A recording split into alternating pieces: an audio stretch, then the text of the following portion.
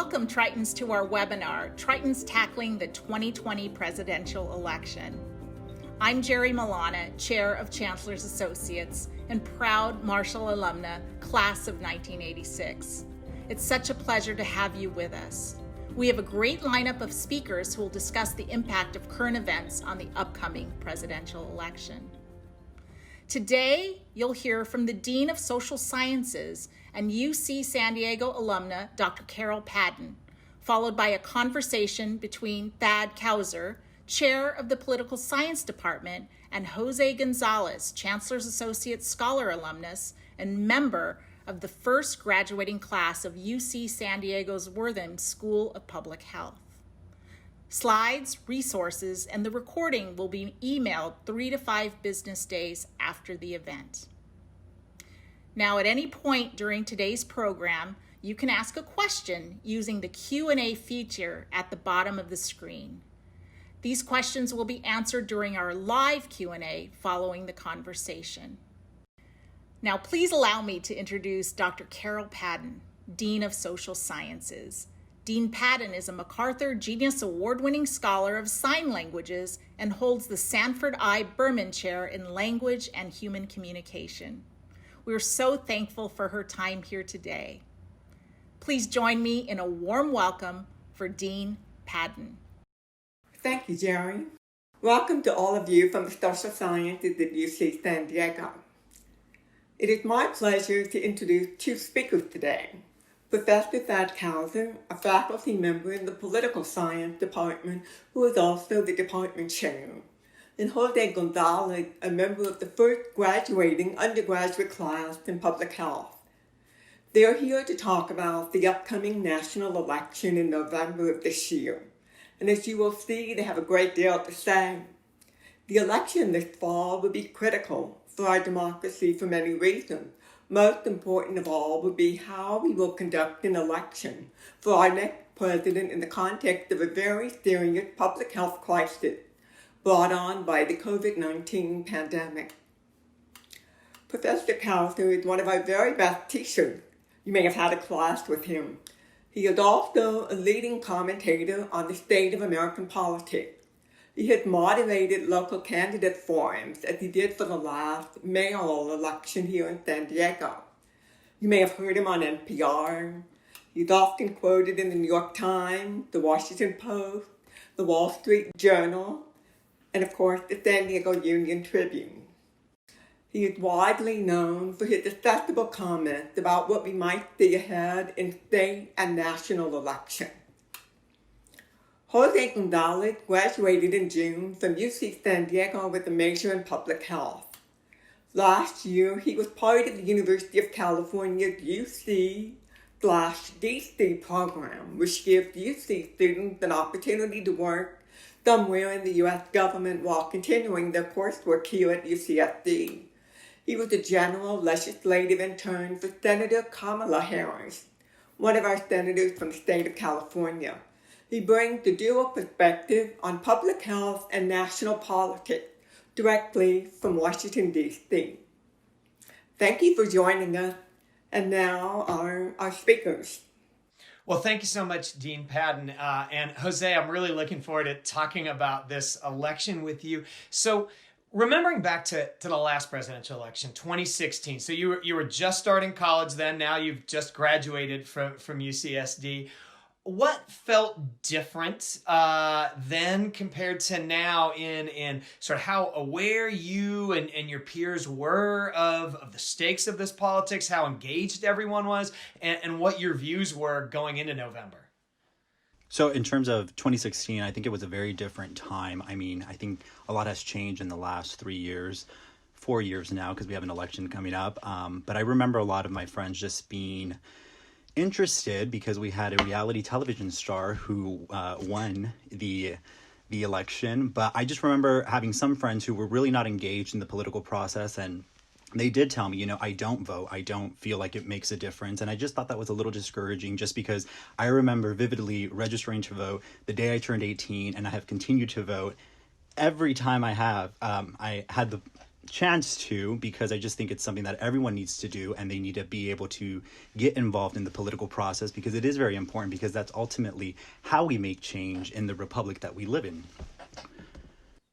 Yeah. And this year, do you even have to make that argument to your friends, or is everyone really engaged, or is there still some of that reluctance right now? I think that the conversation has shifted a little bit. I think there's more individuals who are engaged in the political process just because they understand what the stakes are. And I think it's very important.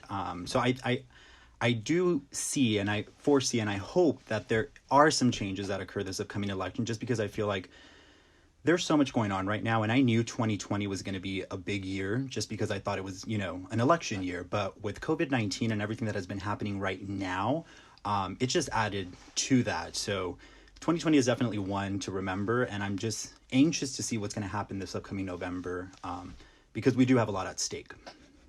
How certain would you say that there's even going to be a presidential election this year, just given the current circumstances surrounding 2020? Yeah, with everything going on, that's a question I've been asked a lot. Like, are we even going to have an election in November? The short answer is we are going to have an election this November, because the founders had thought about this. They put in the place in the Constitution a rule saying Congress gets to make the rules, working with the states about the time, place, and manner of elections. They don't give the president the power to cancel or delay election, because they were trying to stop a king from coming back and taking over the country. So, and Congress has taken that power. They've set a law, and then we also have a few other rules. The 20th Amendment says there's going to be a new president and vice president on January 20th, and the Presidential Succession Act of 1947 says that would be the sitting House Speaker. So, the president has a clear interest in holding this election in November, and Congress has the authority to do it. But we may not have a winner in November. We may not have a clear winner. And it's increasingly likely that we won't have a clear winner on election night, because one of the things that's happened is people want to cast their ballots by mail because of the pandemic. And so you have a lot of those returns are going to come in late. They're going to come in a day late. They're going to come in 1 or 2 weeks before all the votes are counted. And so if you have one person who's leading in the early returns on election night, but a change in those votes over the next few weeks, that could be a recipe for the election meltdown that a lot of legal scholars are worried about. And we might be back right where we were in 2000 with Bush v. Gore, a Supreme Court decision deciding who the next president is based on trying to interpret all of these votes, and that's something that may string this election out for a while. Speaking of the pandemic and also the racial justice movement that followed very fast on its heels, that your generation has been absolutely taking the lead in. What have you seen, and how do you think everything that's happened in the streets and in conversations in classrooms and on social media, how do you think that is going to play out in the electoral politics of 2020? Well, I wish I knew, but what I think was going to happen, I really, really like what I'm seeing with a lot of engagement. There's a lot of unrest, and a lot of people are coming together, utilizing their right to protest the inequities that we're seeing within our nation. And it's really encouraging to see that. But at the same time, it's a little sad seeing what is happening during one of the worst pandemics in modern history. I'm 100% for individuals gathering and protesting, police brutality and what's going on right now. But it can be challenging seeing the pictures of individuals who are protesting, because I recognize that we are living in unprecedented times right now with COVID-19.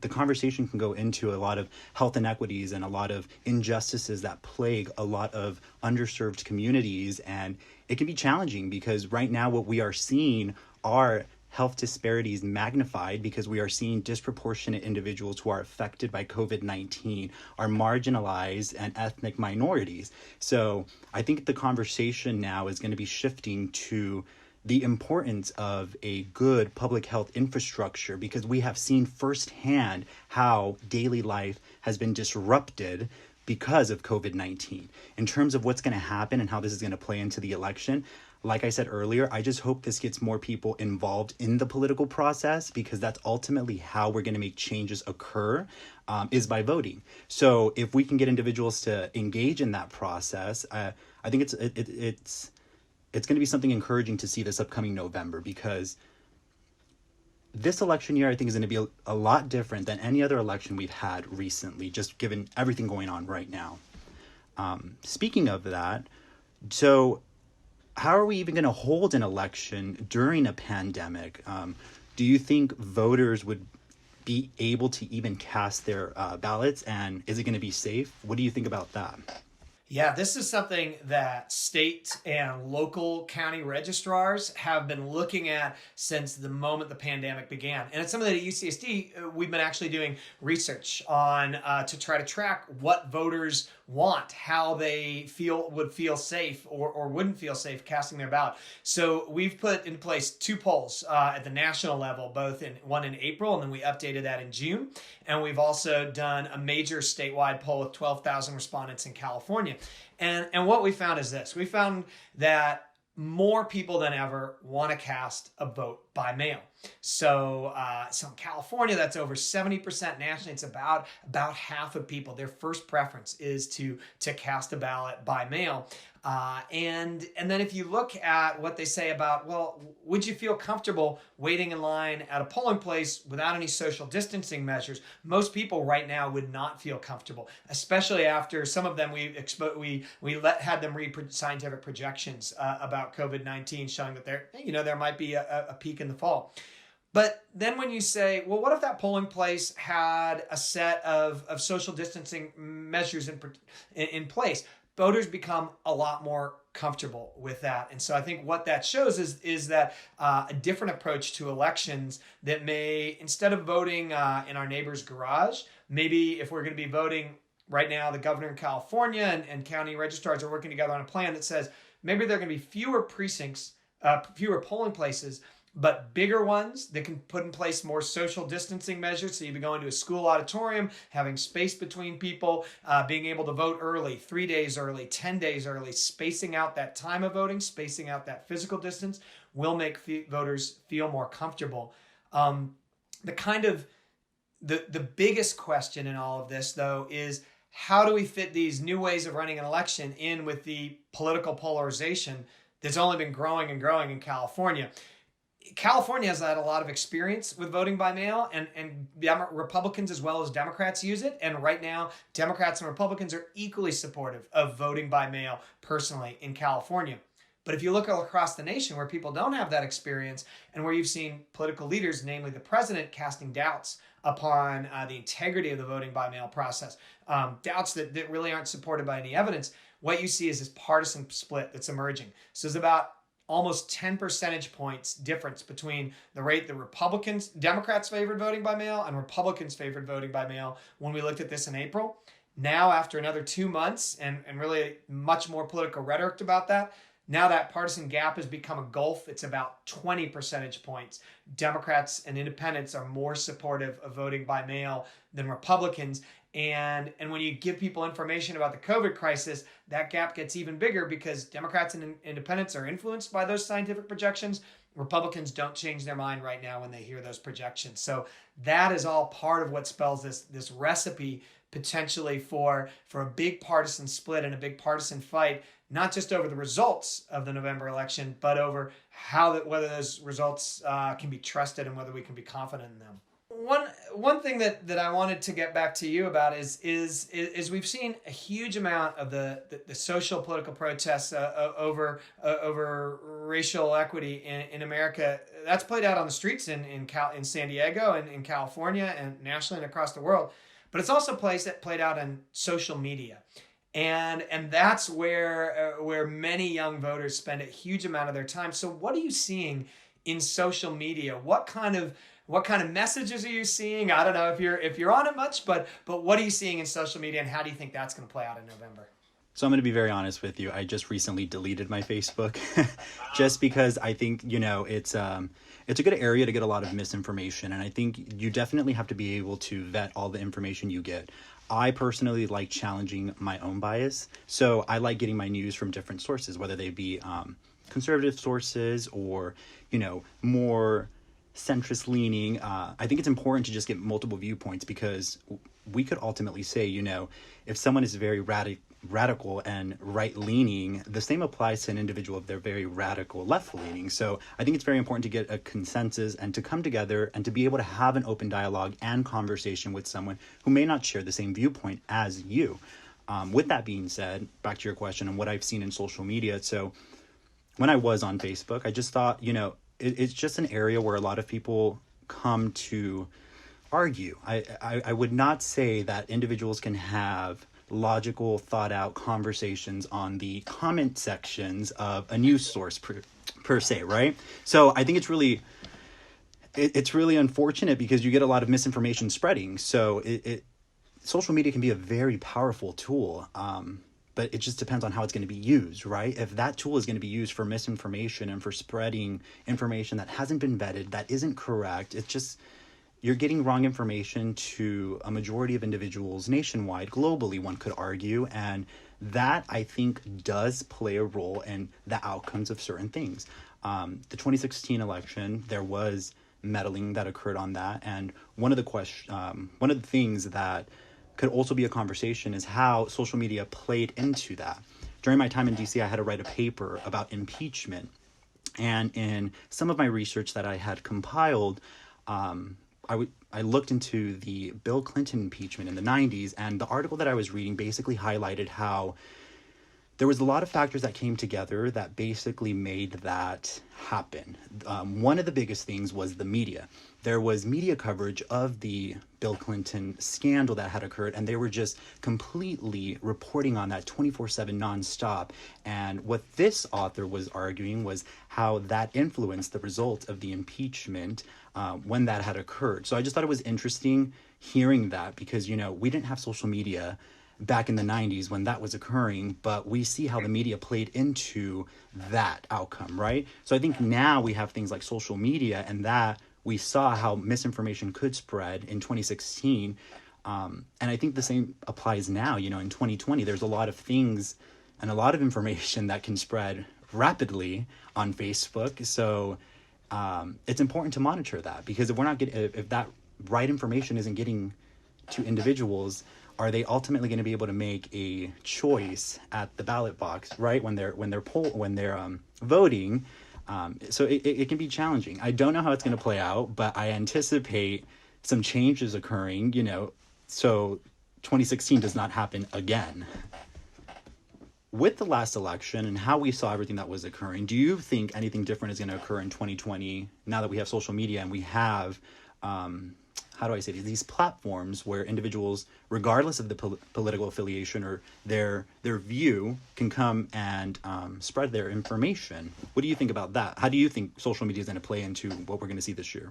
Yeah, I think these platforms are increasingly prominent, and really 2016 was the Twitter election, right? That was the one that launched the prominence of this direct communication straight from one candidate to 80 million followers, right?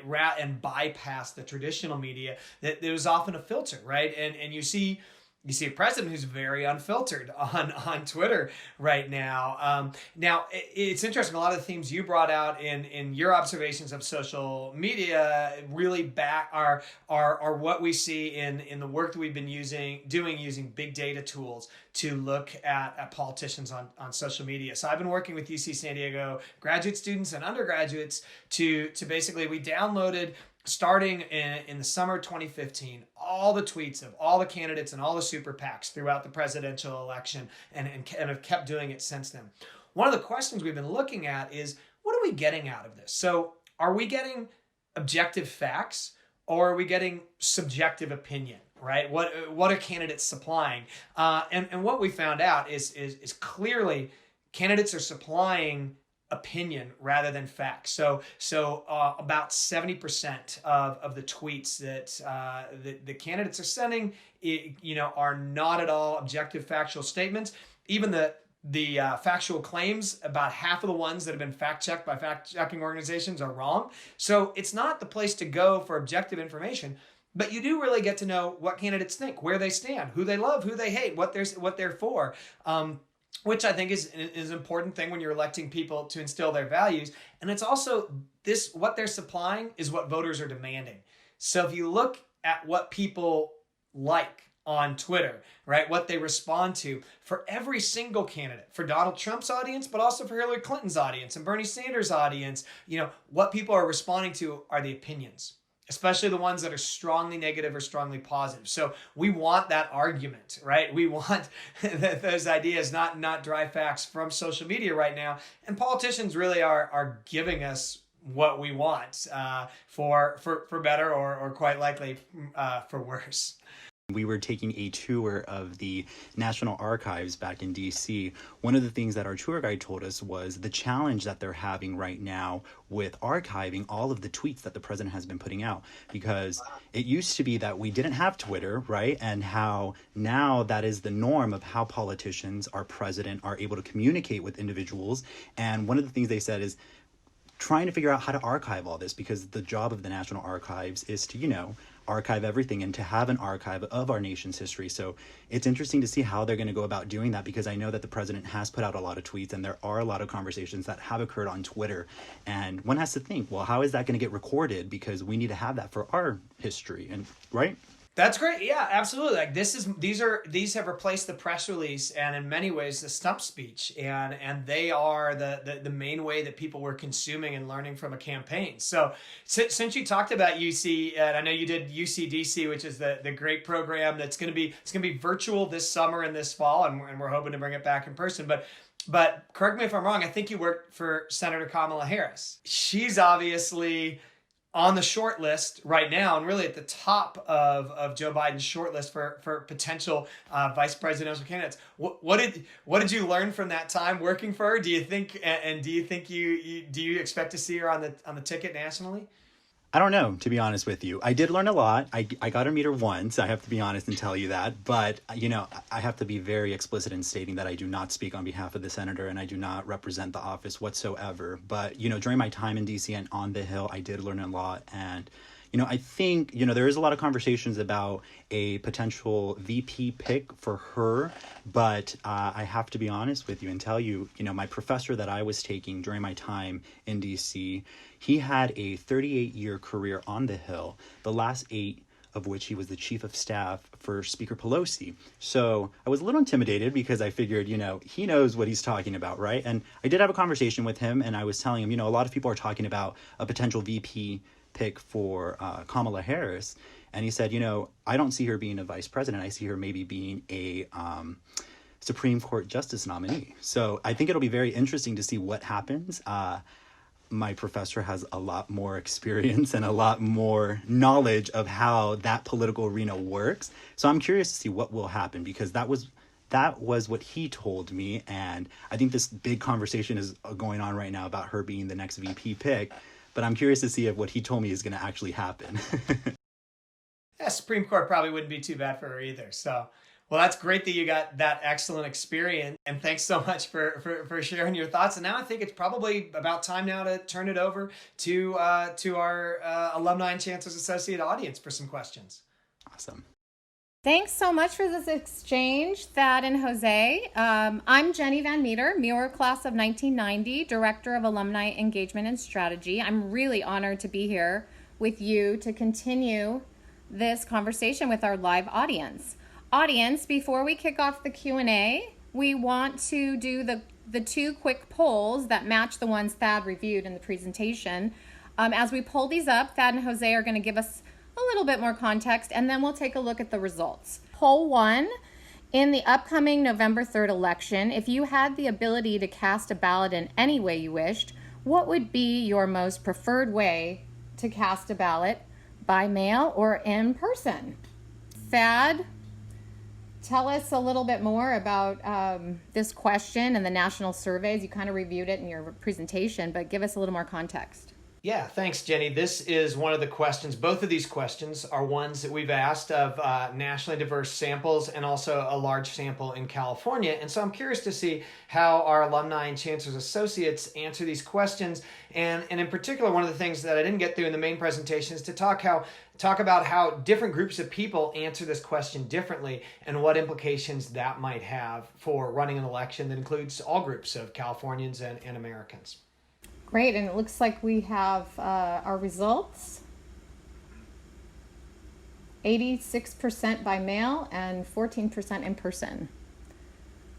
Yeah, so I think that's much higher than the way that even Californians answered this in April. So about 70% of Californians wanted to cast a ballot by mail in April.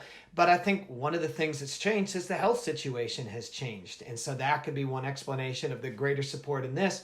Also, one of the clear dynamics that we saw is the age of respondents really changes how they answer this question. So as you move from 18 to 24-year-olds all the way up to 65 and over voters at every single age group, you see more and more people wanting to cast a ballot by mail. And so that's something that when you talk about youth turnout, figuring out ways that will allow both young voters and old voters to participate, you may want to have different modes of voting, different options, two different options, both in-person options for those who want it and vote by mail options for those who want it in order to include everyone in this election. Fantastic. Okay, so let's get to poll 2. In the upcoming November 3rd election, would you be willing to serve as a poll worker if the polling place was reconfigured to adhere to social distancing protocol? That's like additional space between voting booths, poll workers, and voters standing in line, and to take other measures to protect the public's health. Answer yes or no. And Jose, have you ever worked at a polling location, and would you do it this year?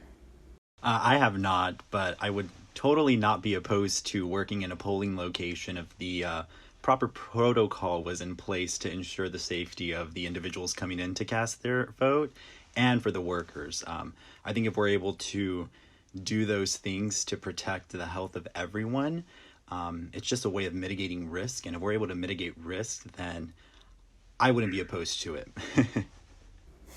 Great. Thad, are we seeing a result on this poll? There it is. So we've got 36% yes, 64% no. Yeah, so I think that shows that highlights one of the challenges that local registrars like Mike Vu in San Diego are facing, right? Because we rely on a lot of people, not permanent employees of the county, but just people who are willing to do it and committed to democracy, to work that really hard, long day to work in a polling place. And right now what they're hearing is that many fewer people than in normal times are willing to do that. And so they have this dual challenge of trying to run an election where people want to vote in different ways, but also their workforce is changing. And that makes life really hard for registrars trying to run an inclusive election. Exactly. Okay, so now that we have a feel for our audience, let's get to some questions. Let's see, from our audience, we've got one. Thad, have you or your colleagues cracked the door open on the concept of America 2.0 if the election throws us into a constitutional turmoil? Reflecting on a recent performance on the show The Politician, where Gwyneth Paltrow's character advocates for being its own nation state. Okay, so I guess I'm behind in my TV streaming on that show, and so I'm not too familiar what America 2.0 is. There was a lot of talk after the last election about California becoming its own nation state, the Cal Exit program, and that was extremely far-fetched because it takes the rest of the nation wouldn't want to let us go, and if they did, California as an independent nation would have a lot of vulnerabilities, and so I think this idea, this sort of cataclysmic idea that our institutions are not going to be able to handle an election controversy, I think right now I'm an optimist. I think we are going to be able to stay together as a nation through a controversial election. right? That we have a judicial system, and that judicial system is clearly going to play a role. This is already the most litigated election that we've seen, and we're only going to see more and more cases. But I think we have a strong system of checks and balances, a strong system of institutions, and a strong legal system and belief in the rule of law, that we are going to be able to find a peaceful transition. But it is going to be not without controversy, but I have every hope that we'll stay together as a nation. So this one's from one of our educators, an educator at the university level in the natural sciences, asking, how do I educate my students about the issues and encourage them to be involved without becoming too political? This person also says, I do feel that we need to keep science education as apolitical as reasonably possible. Jose, since you were in the public health, do you want to take a program? Do you want to take a shot at that? Well, I think as a student, it's very important to get, like I said during our conversation, getting multiple viewpoints, because as America, we are extremely diverse, and that is one of our strengths, right? If we all thought the same, it would be very boring. So in terms of how to stay apolitical, I think engaging with individuals who may have a different viewpoint than your own is extremely important, because it adds a different dimension and another layer to students and their education when they're in the classroom setting. It's a excellent opportunity to have a dialogue and to have a conversation and to be able to interact with, get the students to interact with each other. So I think it's incredibly important to remain respectful. I was always taught you treat others the way you want to be treated. So if I want to have a conversation with an individual who has a different political ideology than I do, my hope is that as long as I'm respecting them and listening to them, because that is a very important skill, listening, my hope is that they will return that when it's my turn to talk. So I don't know if that answers the question, but that's my perspective. Yeah, and I think, diversity, as Jose has said, is one of UCSD's strengths. And one of our important sources of diversity is we have students with a lot of different ideological and political perspectives. And one of the things that we do in our department is teach them by modeling that and by teaching them how to respect each other's statements and how to bring data into conversations and how to have reasoned arguments. That's one of the best things we can teach them. So I don't think being apolitical means you need to shy away from all the policy controversies that are rife in the world. I think we need to get practice in engaging in those policies in a respectful way. One of the things we often do in our department is we have simulations where, I did one with California politics students where at the end of the year, students played the role of state senators. Some were Republicans, some were Democrats. We do a congressional simulation, same thing. And when you have to put yourself in the mindset of someone who's potentially from a different party as you, that gives you a chance to see the world through their perspectives. And that's part of the education we can bring to hopefully decrease polarization in the future. Thanks so much. Here's one about the polls. So how much can we rely on the accuracy of the national polls that we're seeing now? What are they really telling us in advance of the election? Yeah, that's a great question, because so much of the coverage going into the 2016 presidential election was at the polls, and if you put together all the polls, there was a sense that there was about a 66% chance that Hillary Clinton would win, and she lost. Right. So what went wrong in that polling, and can we trust polls again? So a few short answers to that. One, at the national level, polls were not that far off. So polls had Hillary Clinton with about a 4% lead nationally, and I believe she won by about 2 percentage points. It was just that polls didn't focus enough on the state-by-state election. That's how we elect presidents. It's not a national popular vote. It's an electoral college vote, and we didn't have enough polling in the key battleground states. Second thing was polls really underestimated the number of especially white voters without college educations who are going to turn out and get engaged. And they were engaged by President Trump and brought out to a much higher level than in the 2012 election. Pollsters are not making that mistake this time. They are including many more people from that demographic, saying that, recognizing that this is an electorate that the people on the left and the right are both highly engaged on, and we're likely going to set turnout records again in 2020. And polls are bringing in that new mix of people. So there's confidence that pollsters have learned some of the mistakes before. But I would say again, the biggest lesson that we learn is that it's not over until every vote is cast and every vote is counted, and that's why holding an inclusive election is the most important thing we should be focusing our attention on now. What is your response to someone saying they don't want to vote in this election because they don't like either candidate? We know that was a factor that came up in the last election. What about that going into this one? Yeah, no, I think it would be an excellent opportunity to engage with them and just to let them know and maybe try to explain to them how voting is a privilege and we shouldn't take that for granted. I think oftentimes individuals are not aware of the history that went into allowing us to vote, and I think it's something that's very, very special, and as Americans, it's something that we're able to do. It's how we voice our concerns. It's how we drive change. So I personally think I would take that as an opportunity to try to engage with them and to try to explain to them the importance of actually being involved in the political process, because that's ultimately how we make changes occur here in the USA.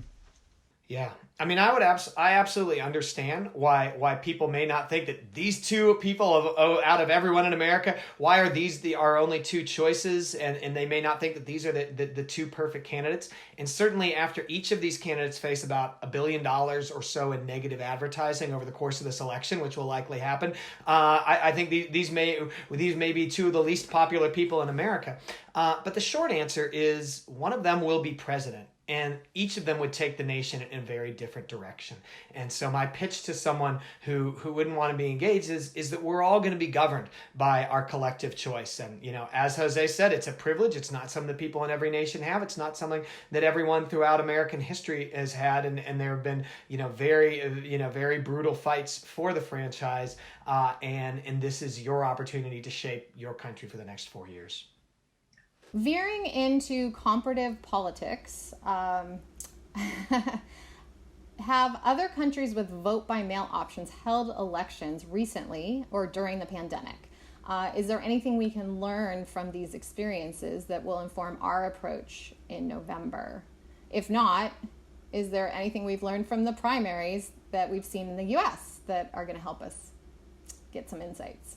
So I think we can look around at other states. So I do comparative state politics. Now, there are also some other countries that make some limited use of voting by mail, but the United States and especially Western states have been leaders in this. So Oregon has done this, in every statewide election since the mid 1990s. Washington, Utah. There are plenty of other states that have moved to entirely vote by mail elections, and then which isn't on the horizon for 2020. But there are lots of states like California that have made good use of it. What we've learned is this, that moving to vote by mail hasn't really changed the nature of the electorate. So if you look at places that have used it in the past, we haven't seen any patterns of partisan bias. So it hasn't helped or hurt one party or the other. And it also hasn't led to any big dramatic increase in fraud. So there has been a recent highly publicized case of fraud in Paterson, New Jersey. But that was fraud that was caught because of the many safeguards in place by absentee ballots, right? You have to sign them. They check your signature against your voter's signature. And if you send multiple ballots in, you're caught. And that's exactly how they caught those people in Paterson. So I think what we've learned is it can be done, but you need to have patience, right? These ballots, many of them in many states, only have to be put in the mail by election day. So it takes a while to get them. It takes a while to count them. And that process, which again is a very highly scrutinized process where you can have people from both sides of the party aisle overseeing that process to make sure that it's fair. That process is reliable. It just takes our patience. And so the biggest thing that we've learned from other states and other elections in California that have been run with this hybrid of through the mail and in-person voting options is we're going to have to be patient and wait. And that's going to be the most important thing going into this November election. VP Biden has stated that he wants a VP running mate who is not intimidated by the White House and the magnitude of the VP job. This person suggests a big vote for Susan Rice. But what are your thoughts about the VP pick? And Jose, you want to take a crack at this one to start? Like I said, I don't know. So my understanding, with VP, there's a lot of individuals and a lot of candidates that are in the running right now, and there's a lot of speculation on who it's going to be, right? And I think ultimately time is going to tell. I think the nation has evolved in the last 4 years, and so much has occurred, and that's just it has set the foundation for what's going to come this election cycle. So in terms of a VP, I would love to see a female 100%, because I think that's just a testament to how much we've evolved and how far we've come. But I really don't know what will happen. Maybe Professor Thad can shine a light on that. One other thing that's come up is the Supreme Court's involvement in all this. Can you elaborate, Thad, on your comment that this election might be decided by the Supreme Court? Would this be based on a close electoral outcome, part of that faithless elector thing that we've been hearing about? Or are you thinking more that there will be challenges to the legitimacy of a mail-in election, or is it something else altogether? Yeah, so there are going to be challenges to, and there have already been challenges to many parts of the way that the election is run. These are all decisions made at the state level. And so states like Wisconsin, where the Supreme Court recently allowed a Wisconsin law to stand that in some people's mind restricted the franchise and suppressed votes by certain groups, right? That's one place where the Supreme Court has already weighed in. There may be challenges to states that allow voting by mail based on a new legal theory that the Republican National Committee in some ways has pushed. So there's going to be a novel legal theory that might draw the Supreme Court, and that novel political theory is that expanding voting options if that leads to fraud, can dilute the vote of others. And so that is an unproven legal theory, but that might bring the Supreme Court into it. And we might, in another big area, it looks at felon disenfranchisement. So the state of Florida passed a ballot initiative that re-enfranchised about nearly 1 million felons. That's a state where elections could be very close, and felons might vote in different ways than others. Past felons, the legislature has passed a law that would make it harder for re-enfranchisement to occur, and that has faced a legal challenge that, again, the Supreme Court may be drawn into. So the Supreme Court could take a role before the election that would change who votes in the election. But another role that the Supreme Court could play is if we see a very close electoral college vote that, like 2000, comes down to 1 or 2 states with a very small margin, if there is a challenge to the process of counting absentee ballots or counting polling place ballots, either side might mount that challenge. If you have a super close election, this may be, you may have a court challenge that winds up with the Supremes. There have been a few questions coming through about the possibility of Donald Trump losing the election, but finding either a loophole or not stepping down. So one person referenced an opinion piece in Newsweek that asserted that President Trump could maintain the presidency by indicating that the outcome was the result of foreign interference and invoking emergency powers to investigate alleged activity in swing states. So what is the likelihood that a scenario of this kind could happen with President Trump refusing to leave office or finding a way to stay in office? Jose, do you want to... I would start off by saying I did read an article piece. Maybe it's the piece that this individual is referencing, where it was talking about how he could potentially say that there was fraud occurring in the election, and then he will invoke a very obscure law that has never been invoked before, and it would ultimately cause, I believe, what Professor Kauser was saying, the Supreme Court to come in to handle the election. So there's a lot of hypothetical situations, and it's interesting, but I think time will tell, right?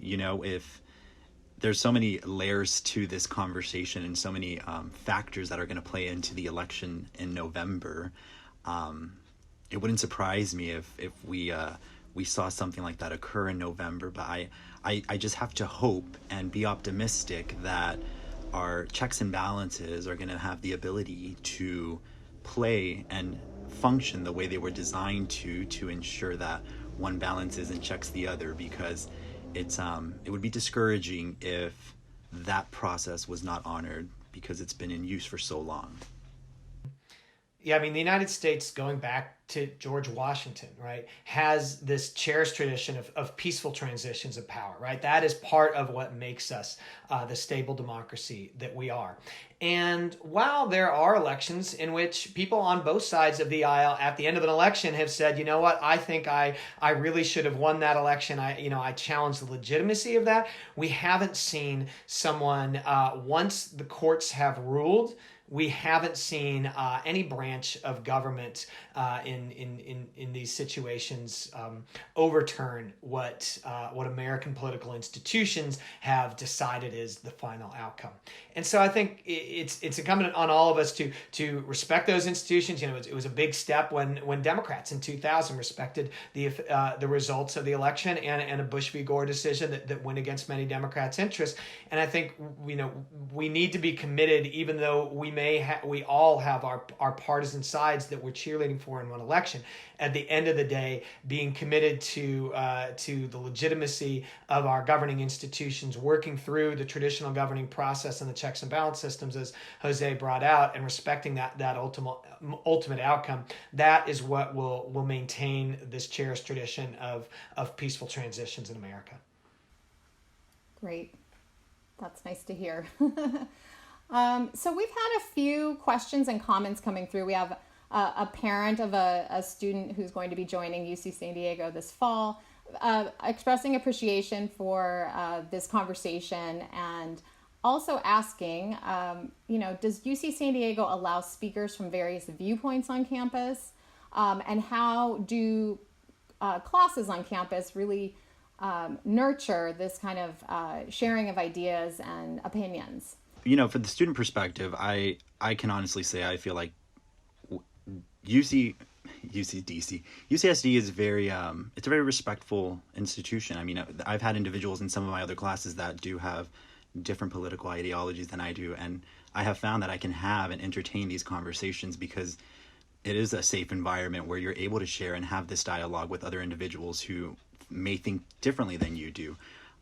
Honestly, I was a transfer student, so I was only at UCSD for 2 years, and in those 2 years, I don't remember any event being canceled because the individual or the speaker that wanted to present was not lined up with a specific political ideology. So I couldn't comment on that because I don't remember ever seeing anything like that in my time at UCSD. Yes, I think that's great to hear, and that's a great question that allows us to really be clear that UCSD, which especially as a public university, we have a responsibility to present diverse viewpoints to students, and we take that very seriously. So the beginning of many of our classes, we invite local campaigns in to make pitch for interns, and we have members of both parties. In fact, I would say over time in one of the classes that I've taught, we've had more Republican campaigns than Democratic campaigns come and take advantage of that. We often hold debates and candidate forums to allow candidates to address issues. For instance, we'll be doing one in the San Diego mayor's race on Thursday, October 8th.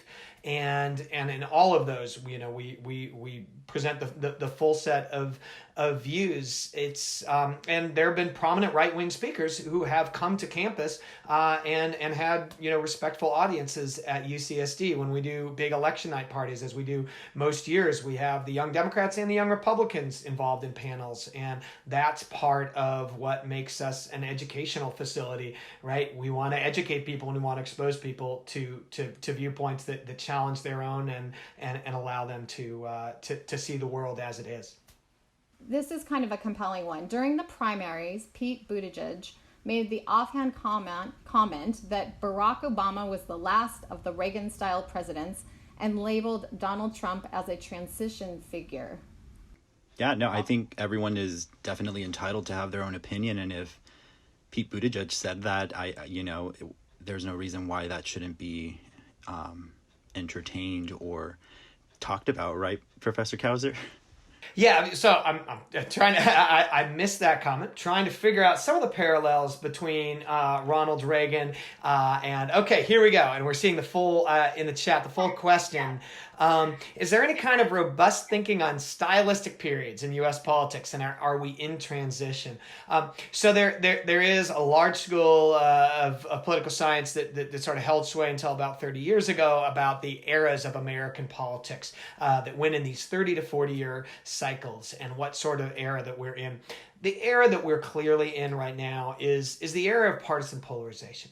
Right. So if you look at the difference between difference in presidential approval between a president's own party's members and the other party's members, you see that gap growing, and it started growing really with the Reagan presidency, jumped up with Clinton, but it has grown ever since. I think what we may see as a reaction to that, I think we've reached about the ultimate mathematical limits of those differences in approval ratings and those levels of partisan polarization. And I think that many candidates are seeing that a route to success, and Pete Buttigieg was taking this route, is not just in mobilizing your own base, getting your own people riled up by taking ever more extreme positions, but by finding the common ground towards the center. And I think that will be a clear recipe for success. And if sort of Donald Trump, who has also been, someone who has been a polarizing figure, if there's a transition away from him, that will be a transition to more centrist political figures who try to make broader appeals. Well, fantastic. We really appreciate you joining us today for this conversation that's really preparing us for November and looking ahead. And want to thank also our other participants, Dean Carol Padden and Jerry Milana, for their participation as well. Jose, you're a new grad. We want to welcome you to the alumni family, and we hope you'll stay involved with us in many ways, and we'll see you out on the campaign trail.